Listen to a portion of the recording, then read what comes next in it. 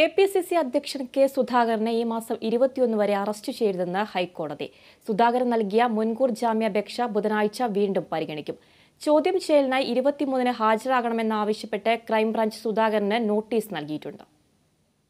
മോൻസൺ മാവുങ്കൽ പ്രധാന പ്രതിയായ വഞ്ചന കേസിൽ പ്രതി ചേർക്കപ്പെട്ട കെപിസിസി അധ്യക്ഷൻ കെ സുധാകരന് താൽക്കാലിക ആശ്വാസമാണ് ഹൈക്കോടതിയിൽ നിന്ന് ഉണ്ടായിരിക്കുന്നത്. സുധാകരന്റെ മുൻകൂർ ജാമ്യ ഹർജി ഫയലിൽ സ്വീകരിച്ച കോടതി ഹർജി പരിഗണിക്കുന്നത് 21-ലേക്ക് മാറ്റി.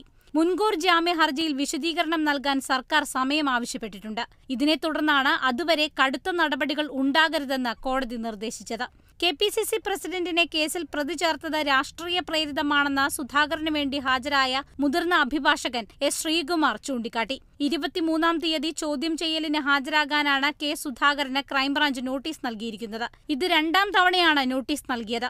അതേസമയം സുധാകരന്റെ മുൻകൂർ ജാമ്യ ഹർജി 21 ബുധനാഴ്ച വീണ്ടും പരിഗണിക്കുമ്പോൾ വിഷയത്തിൽ കോടതി വിശദമായ വാദം കേൾക്കും. മോൻസൺ മാവുങ്കലിന്റെ സാന്നിധ്യത്തിൽ സുധാകരൻ 10 ലക്ഷം രൂപ കൈപ്പറ്റിയെന്നാണ് കേസ്. Kerala Vision News, Kochi.